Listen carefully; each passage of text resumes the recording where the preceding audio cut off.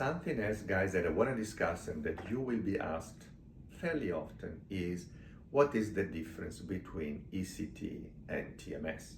So ECT, or electroconvulsive therapy, was actually invented more than 100 years ago by the grandfather actually of one of our medical directors in Rome.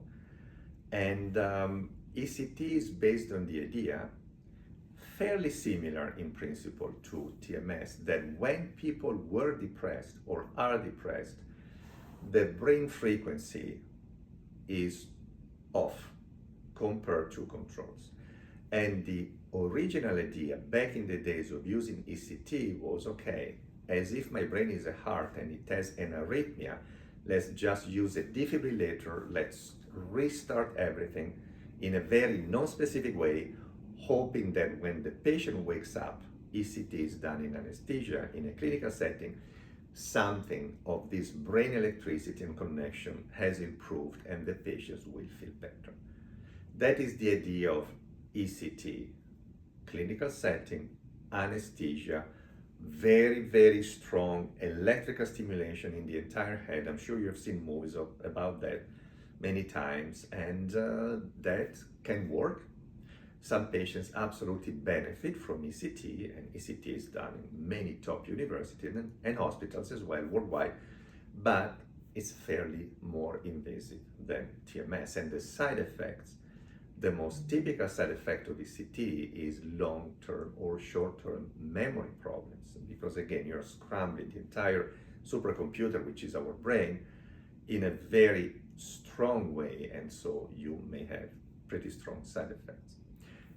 TMS, as we mentioned in another video, is more of a localized, non-invasive pacemaker kind of approach. So we simply try and rebalance with these very focal electromagnetic fields, changes in brain activity that were produced by depression, by anxiety, by addictions, by OCD, ADD, and so on. So the side effects as well are very different.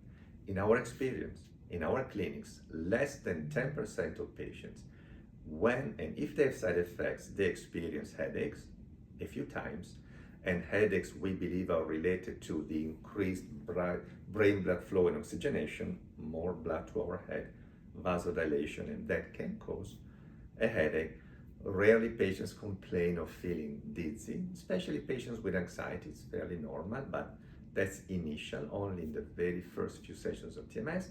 And also, fairly rarely patients complain of feeling pain. But in terms of sensation of TMS, this sensation, as we explained it, is like having a AAA battery kind of electricity, like a woodpecker tapping on your forehead or on the top of your head. So the headaches, less than 10% of patients, this feeling of discomfort, again, less than 10% of patients, and the dizziness are, with TMS, the most common side effects, and basically the only side effects that we have seen in these thousands and thousands of patients. ECT, it's a very different story, as I mentioned before.